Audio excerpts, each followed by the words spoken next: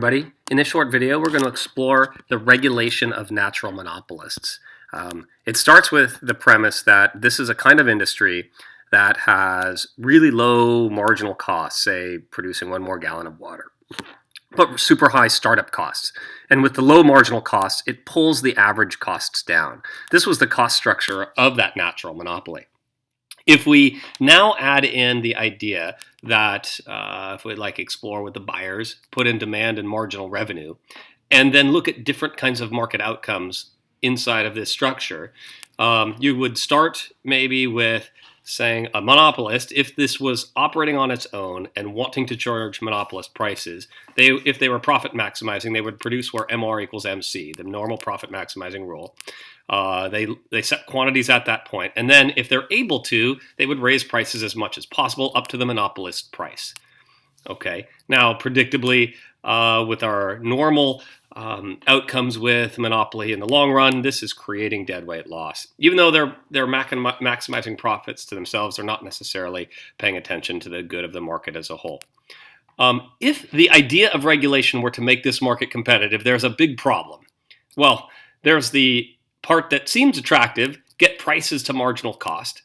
This would eliminate that deadweight loss. So this market here, this quantity here, the blue dot, quantity of a competitive market, that would eliminate the deadweight loss. You can see that goes away. This is main result of a competitive market outcome. Except the major problem here is that prices are less than average cost. Now, what's the intuition behind this? Well, if you had 5, 7 water pipes going into someone's house, clearly none of those companies would be able to make any profit. They'd all drive each other into bankruptcy.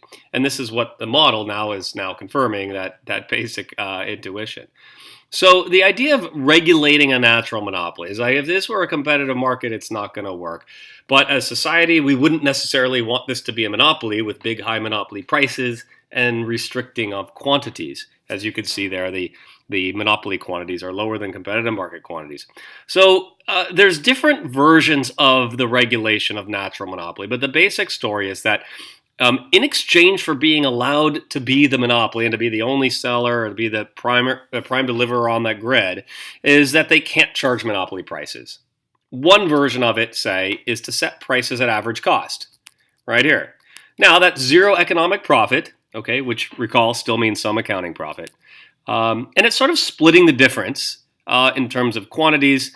As you can see, this is not really solution, but more like trade-off.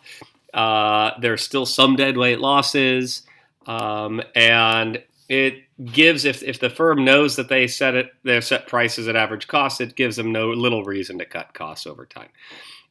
But there's not a perfect way to do this. There's other versions where firms are given by regulation the ability to charge a certain price for a period of time, and that's set by the regulators. And then if they're able to cut costs past that point, they're able to keep the profits themselves. But overall, the main point here is that the regulation of natural monopolies is a way to handle the situation where a normal competitive market doesn't work, yet we don't want monopoly prices. It's sort of splitting the difference. Okay, and well, here's your graph story of that natural monopoly. Take good notes on it. Recall, and main point here in terms of the graph structure is that natural monopolies tend to have falling average costs over time. Okay, if there's any questions, you can email me or see me in class. See you next time.